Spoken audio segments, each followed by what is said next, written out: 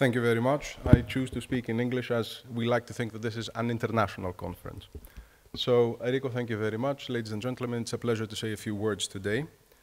I'd like to start with a very short story, and I don't have a lot of time. I've been asked to make it as short as I can. So I have a very good friend, and he's a lawyer, and his parents are lawyers, and his wife is a lawyer. He has a brother and a sister. Both are lawyers. They're married to lawyers. I suspect their children will be lawyers as well.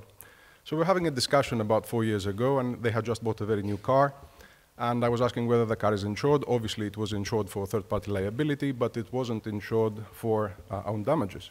So I asked him, why don't you insure your car for own damages? And he said, well, you know, I'm a good driver. It's not going to happen to me. Sure enough, and I'm not, as we say in Greek, kademis. 2-3 weeks after that, his parents were driving. They had quite a big accident. Thank God everything was okay, but the car was actually a total loss. So they bought a new car, and we had the conversation again. And I told him, you're going to insure for own damages or no? He said, no. So there's two prevailing attitudes I find in Greece, and I don't like generalizations, but one is it's not going to happen to me. The other one is it happened to me, it's not going to happen again. So I'd like to start with a very simple graph that we've all seen, which shows a very sad picture that I think we ought to own it and do something about it. We've been discussing it for a very long time. The blue bars show the level of premium volume on a per country basis, and the red dots show the insurance as a % of GDP. We have Greece and Cyprus here in the end. Greece is very much below the average European number, which is about 8%. Greece is about 2%. Our Cypriot friends, and I see there's a number of them here, should be proud. They're double the size of the Greek market. This is nothing new, but this shows the problem. If everyone bought earthquake insurance in Greece, we would not be having today the discussions that we are. So why do we need an earthquake pool in Greece? Some of these have already been mentioned, so I'm not going to really focus on many of them. Insurance education, awareness, and insurance penetration in Greece are very low. The state will have a huge benefit, obviously, because it will not have to pay for an unbudgeted loss. The consumer benefits, as the price will arguably be cheaper. Also, there's better access to reinsurance. Again, some of these things have been mentioned before. I'm not going to take too much of your time. The fundamental law of insurance is the insurance pool. As the insurance pool grows, the insurance premiums become cheaper. The earthquake pool would be very important for some regions in Greece where they're very seismic, and therefore insurance might not be available or might be a bit too expensive. This attitude that it will not happen to me stems basically from this point here. Earthquake is an exceptionally rare phenomenon. It doesn't happen very often. This means that we tend to forget about it, or we tend to believe that it's not going to happen to me in this lifetime or anytime soon. Now, I chose to show you something that we did about 4 years ago. We partnered up with Munich Re, and we performed a study in Kefalonia.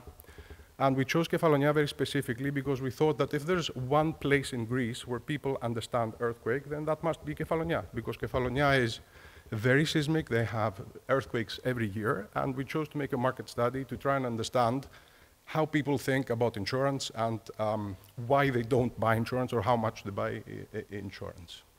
One thing which I think is very important is this quality control. So basically, we sampled about 20% of the island's permanent population, and then of that 20%, we resampled 30% to make sure that that the answers they gave us the first time were comparable to the answers they gave us the second time.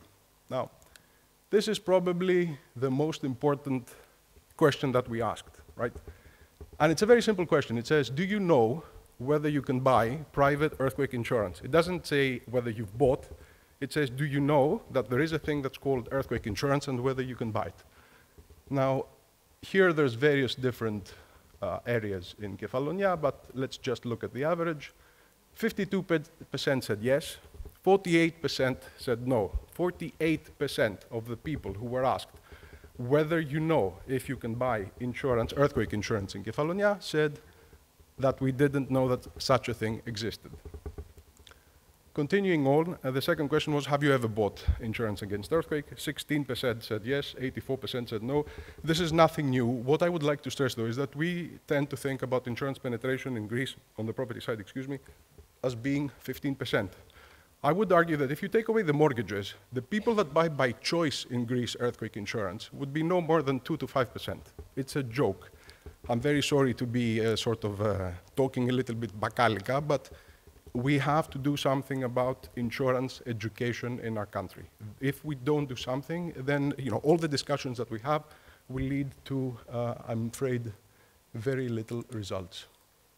Another question that we ask is, how much do you think is the annual cost of earthquake insurance for a house which is about 100,000 euro?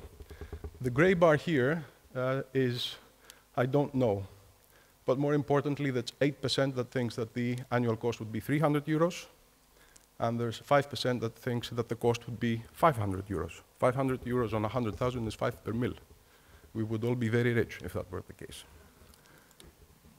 And I'm coming to a conclusion shortly. Insurance purchase. How much would each statement influence your decision to buy house insurance? I would get insured should the cost be lower. That seems to be a balanced, here you can see the average, which is 4.9. I do not trust insurance companies. This is something that we need to work on. Solvency II is a very big step towards this mistrust that some of the Greek population has towards insurance companies. In case of damage, I will be compensated by the state. I believe my house is not endangered in case of earthquake, 6.2. I'll read this again. I believe my house is not endangered in case of earthquake. We're talking about Kefalonia and Kefalonia permanent citizens. And the next question would be, would you agree to a compulsory insurance against earthquake so that you would not have to depend on state compensation?